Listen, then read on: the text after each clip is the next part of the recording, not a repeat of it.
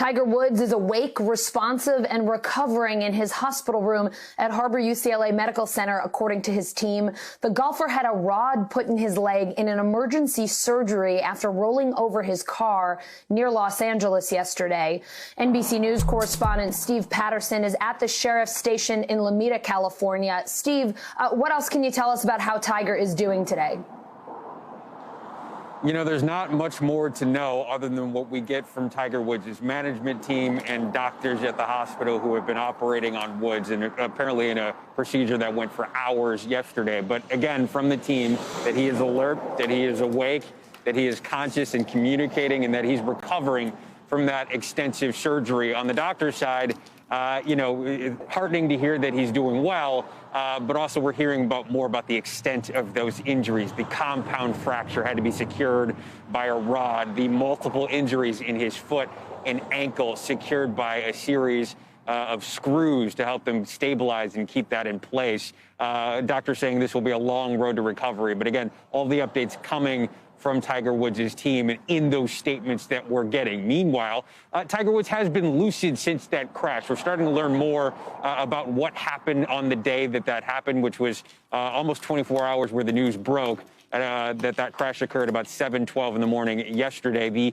deputy that was on scene, the first responder, I actually spoke to him not too long ago today, who reported that Tiger Woods was conscious, that he was awake, that he was able to communicate. When that deputy asked him his name, he responded Tiger, and they were able to hold a small conversation, almost surprised by the level of alertness that he was on scene there after that horrific crash. Here's what he told me not too long ago about seeing Tiger Woods in that car. Listen to this. He was very calm, especially considering the extent of his injuries. You know, I'm sure shock had a lot to do with it. I'm sure adrenaline did too. He didn't seem to register any pain at first. You know, he was speaking to me, making eye contact with me, and he sounded very level. Learning again that Tiger Woods now recovering, that process will be a long road as now the focus moves, of course, to the investigation. Allison. Steve, it's just incredible, though, what a difference a day makes. When I was talking to you at this point yesterday, you were standing outside the hospital. We still knew so little about how he was doing. We quite frankly didn't know if he was going to be okay. So wonderful to hear those updates from you today as we show that crash video again.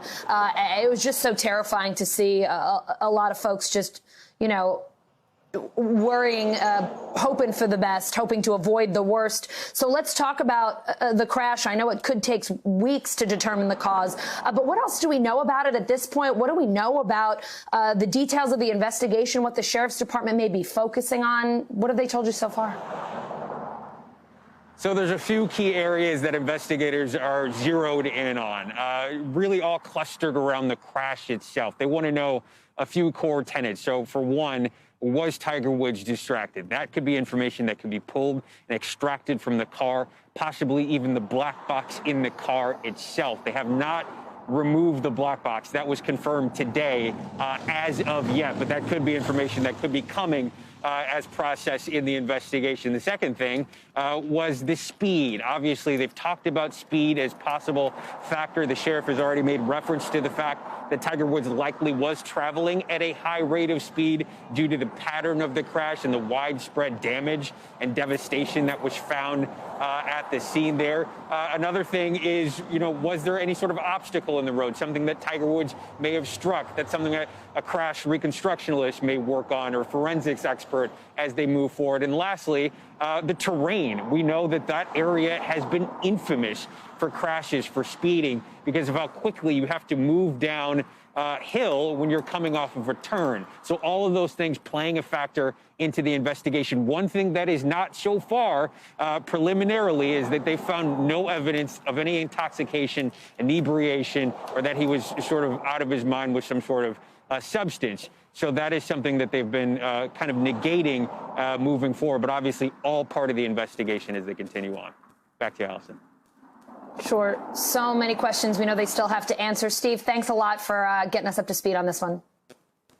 Hey, NBC News viewers, thanks for checking out our YouTube channel. Subscribe by clicking on that button down here.